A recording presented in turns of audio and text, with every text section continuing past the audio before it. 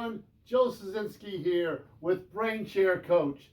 I've been working with a lot of my clients, and we've been talking about organizational structure, position descriptions, and KPIs. So we're going to cover a little bit of that today. I'm going to give you some suggestions and some recommendations, okay? So first of all, let's start to building a business is like building a house. We've got our time, ultimate goals, standards. Standards is where the organizational chart, position descriptions, and KPIs start to come in. Financials, market position, this is all your marketing systems, and team. This is where the organizational structure must be put in place, okay? And this is for the future. So as we start developing the organizational structure, some of the key factors are, look to the future. Maybe 2, 3, 4 years out, say, what does the organizational structure need to look like for me to achieve our ultimate goal? Okay, and you want to design the organizational structure for the future and evolve to there. Okay, one of the hardest things about developing this organizational structure is taking people out of it. So you gotta clear your brain and say, okay, what does the organizational structure look like without any names in it? And then you'll take the current names and plug them in where they make sense. Look for your gaps, look for your opportunities, look for your redundancies, and start evolving to that organizational structure. Make sense? Okay, business doesn't change until the owner does, so you have got to be willing to change to get things going. So let's look at a couple of different organizational structures. One is a functional organizational structure. So the traditional functional organizational structure, you got the CEO, you've got marketing. Marketing's KPI is typically lead generation. How many leads am I getting? That's what marketing's job is. And that's what the KPIs should be defined for. It can vary. You can have social media KPIs. You could have website KPIs. You can have all different KPIs. But the KPIs all need to be towards lead generation. Sales. Your sales KPIs are typically conversion rate, conversion percentage, average dollar sale, and those are the two big ones, conversion rate, average dollar sale.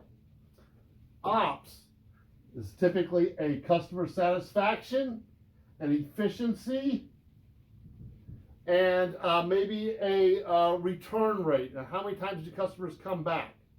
Okay, so this is a functional organization, and it will be dependent upon what you're at. You've also got CFO. Typically, the CFO has a dotted line to the CEO or a direct line if they're internal or external. A lot of times, CFO, bookkeeping, HR, and legal are outsourced or part of a platform function.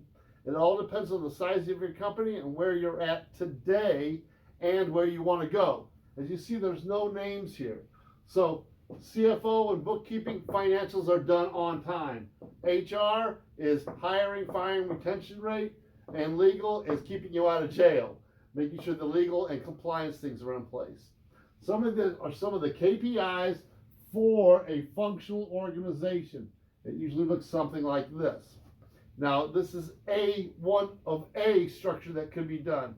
You could also have geographic organizations where you've got a geographic structure where you've got people responsible specifically for geographies.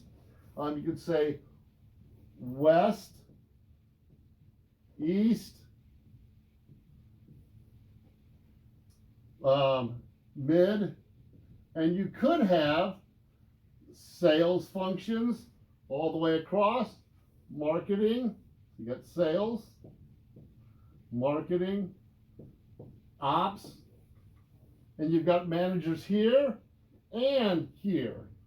This is a matrix organization, very powerful if everybody is in alignment. Also very complex. It can be very, very hard to manage. I only recommend this for a mature organization that's on the same page. This is just a couple of different organizational structures. Okay, matrix, functional. There's a book that I recommend, Organizational Theory and Design. This gives multiple examples of different organizational structures. And organizational structures typically evolve or change as time goes on. So don't think this is put in concrete. It's going to evolve and as things change. Typically the organizational structure and KPIs may adjust every year to 2 years based on the goals you need to achieve. So if you're, give me a call at 408-899-6737. I'll send you out a white paper on position descriptions, how to write position description guides, some examples of org charts, and we'll get that going. You can also check out my videos on delivery mastery, which will help out in understanding how to put together some of these structures. So I hope this was helpful for you today.